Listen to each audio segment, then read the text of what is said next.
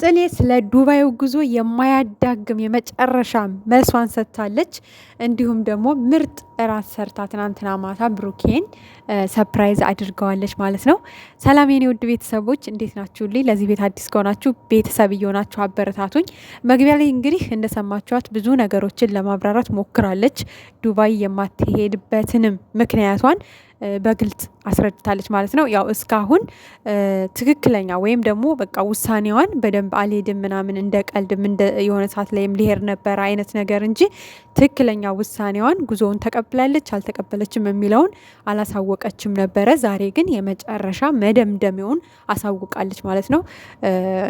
የዱባይን ጉዞ አልተቀበለችውም።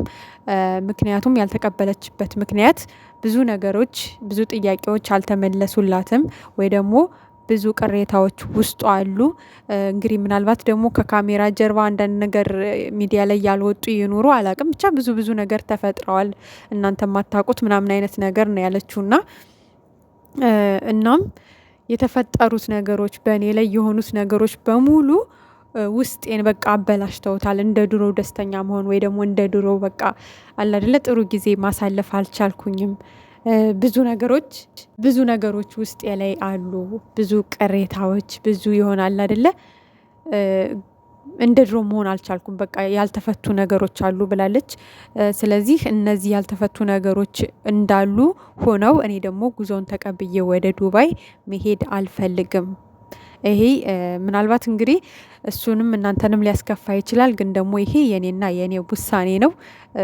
ብቻውን መሄድ ከፈለገ መሄድ ይችላል፣ እኔ ግን ጉዞውን አልቀበልም ብላለች። ሲቀጥል ደግሞ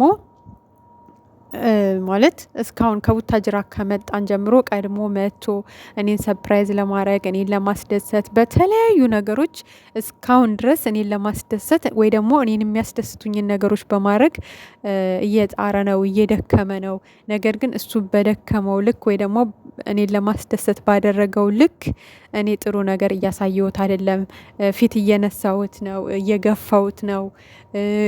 በቃ አይደለ እሱ ፊቴን አይቶ ምናምን እንዳይደብረው ብዬ ነው ምስቀው ወይ ደግሞ ይሆናል አይደለ ደስተኛ የምመስለው እንጂ ውስጤ የምር እንደዛ ደስተኛ ሆኜ ምናምን እንደ ድሮ ሆኜ አይደለም። ግን ደግሞ እሱን ላለማስከፋት ወይ ደግሞ ላለማስደበር እያልኩኝ ነው ፈገግ ምለው ወይ ምስቀው ምናምን አይነት ነገር እንጂ እኔ አሁንም ውስጤ ይሆናል አይደለ በቃ እንትን ያላለላት ነገር አለ። በነገራችን ላይ እሱም አውቆታል እኮ ማለት ያው ከካሜራ ጀርባ አንዳንድ ነገሮችን አውርተናል። በቃ ያልተፈታላት ነገር አለ፣ ቂም አይነት ነገር ውስጧ የቀረ ነገር አለ እና ብሏል፣ ተናግሯል። እሷም ዛሬ ደግመዋለች ማለት ነው። በዚህ አጋጣሚ ሀይሚዬ አንድ ነገር ልነግርሽ እፈልጋለሁ፣ እንደ በቃ አንዳንድ እንደሚወድሽ አድናቂ ምን መሰለሽ ማሬ፣ አሁን ጾሙ የወቅት ነው። ብዙ ሰው በቃ በህይወቱ ብዙ ፈተና፣ ብዙ በደል፣ ብዙ ስቃይ፣ ብዙ ውጣ ውረድ በቃ በሚወዳቸውም ሰዎች በሌሎችም ሰዎች ብዙ ነገር ደርሶበት ይሆናል። ደግሞም ነው ማንም ሰው ያለ ፈተና ያለ የሆነ ነገር አላለፈም። ይሄ በቃ ምድር ላይ ያለ ነገር ነው።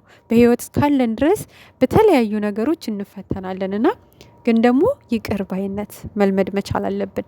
ገብቶሻል? አንቺ ከልብሽ ይቅር ብለሽው እንደውም ዛሬ ማድረግ የነበረብሽ ትናንትና ይመስለኛል እንግዲህ ራት የገበዘችው። በነገራችን ላይ ቤተሰብ የዛሬ ቪዲዮ አይደለም፣ ትናንትና ራት ከበሉ ምናምን በኋላ ነው ቪዲዮ ተቀርጸው ምናምን እሱ ከተዘጋ በኋላ ነው ላይቭ የገቡትና ትናንት የተቀረጸ ቪዲዮ ነው። እንደውም ትናንት ለሱ ማለት የነበረብሽ በቃ እስከ ዛሬ ከልቤ አልነበረም ካንተ ጋር አንተ እንዳይደብርህ ብዬ እንጂ እንደዛ ሳቅ ፈገግ ስል የነበረው ከልቤ አልነበረም። በቃ ውስጤ የነበሩት ነገሮች ውስጤን ደስተኛ ሊያደርጉኝ አልቻሉም ነበር። አሁን ግን በቃ የሆነ ሁሉ ሆኗል፣ ያለፈው ሁሉ አልፏል። በቃ ላስቀየምኩህ ነገር ይቅር በለኝ፣ ላስቀየምከኝ ነገር ደግሞ ይቅር ብዬሃለሁ። አሁን ጾም ነው፣ ጾማችን በሰላም በፍቅር መጾም አለብን ብለሽ የምር ከልብሽ ይቅርታሽን መስጠት ነበረብሽ ትናንትና ሀይሚዬ። ለመሰለሽ ይሄ ተደርጎብኝ እያለንማ ክንክን እያልን እያንዳንዷን ነገርማ ካስታወስናት እያንዳንዳችን ብዙ ነገር አለ በህይወታችን ማለት ነው። በቃ ሰው ራሱ ላይኖርም ይችላል በዙሪያችን እያንዳንዷን ነገር የበደሉንን በቃ እንደዚህ አድርጋችሁኝ፣ በዚህ ወቅት እንደዚህ አድርጋችሁኝ፣ እንደዚህ ሁኜ እያለን እንትን ካለን እውነት ለመናገር ጠቅላላ በቃ በዙሪያችን ያለ ሰው ሁሉ እየበደለን ነው ማለት ይቻላል። የምሬ ነው። ምክንያቱም የሰው ፍጹም የለም። በሆነ ነገር ሊያስቀይማችሁ ይችላል፣ አምናችሁት ሊበድላችሁ ይችላል ምናምን። ነገር ግን በቃ ይቅር ለእግዚአብሔር፣ ምን አባቱ በቃ ሆኗል። ምንም ማድረግ አይቻልም። ይቅር መተው ነው በቃ። ምክንያቱም ቂም ይዞ ጸሎት ምናምን የሚባል ነገር አለና ሀይምዬ አሁን ጾም ነው። የምር ከልብሽ ይቅር ብለሹ ሁሉንም ነገር ለፈጣሪ መስጠት አለብሽ ብዬ ነው የማስበው። እና በቃ ለፈጣሪ ታዩ። ፈጣሪ በራሱ ጊዜ የእናንተን ችግር ይፍታው። ገብቶሻል? እና ይቅር በየው። አሁንም የምልሽ መልእክቴ አረፈደብሽም፣ ከልብሽ ይቅር በየው። የዱባዩን ጉዞ ሂጂ አትሂጂ ግዴታ የለብሽም፣ መብትሽ ነው። ካላመንሽበት ካላስደሰተሽ አትሂጂ፣ ግን ከልብሽ ይቅር በየው በቃ። የሚሻለው እንደዛ ነው። ምክንያቱም ቂም ይዘሽ ምናምን ነገር ብጾሚ ምንም ትርጉም የለውም ሀይምዬ፣ እግዚአብሔርን ነው የምልሽ። በቃ እኔ ማለት ከአንቺ ባላቅም ብዙ አባቶች የሚያስተምሩት ነው ቂም ይዞ ጸሎት ምንም እንዳልሆነ ምንም ማለት ነው። እንደውም አለመጾም ይሻላል ቂም ይዞ ከመጾም ማለት ነው። እና በጾም ሰዓት በተለይ የበደሉንን ሰዎች ይቅር የምንላቸው፣ የበደልናቸውን ሰዎች ደግሞ ይቅርታ የምንጠይቅበት ወቅት ነውና አንቺም ለብሩኬ ከልብሽ ይቅርታሽን መስጠት ያለብሽ ወቅት ነው ብዬ ነው የማስበው። ምክንያቱም ምንም አይሰራም በቃ። ዱባዩ ጉዞ ግዴታ የለብሽም ይቅርታ ማለት ግን እኛ ሰዎችን ልናስገድድሽ አንችልም። ከልብሽ ይቅርታ መጠየቅን ግን ሃይማኖትሽ፣ እምነትሽ ያስገድድሻል ከልብ ይቅርታ ማድረግን ማለት ነው። ከልብሽ ይቅርታ አድርጊለት። ከልቡ የተቀየመሽ ያስቀየምሽውም ካለ ከልቡ ይቅርታ ጠይቆ ከልቡ ይቅር ይበልሽ። በቃ እንደዚህ ነው መሆን ያለበት እንጂ እንደዚህ የማይመስል ነገር ማለት በቃ አለ አይደለ? ለእሷ ደስታ ስል ነው የምስቀው፣ እሷ እንዳይደብራት ብዬ ነው የምስቀው እንጂ እኔ ውስጤ ደስተኛ አይደለም። ውስጤ ተበክሏል። ውስጤ በነበሩት በተፈጠሩት ነገሮች በሙሉ ደስተኛ አይደለም። ግን ለሱ ስል ነው። ለምን አንቺ ስለምን ትጎጃለሽ? አንቺም እኮ የምር መሳቅ አለብሽ። አንቺም እኮ የምር ደስታ ይገባሻል።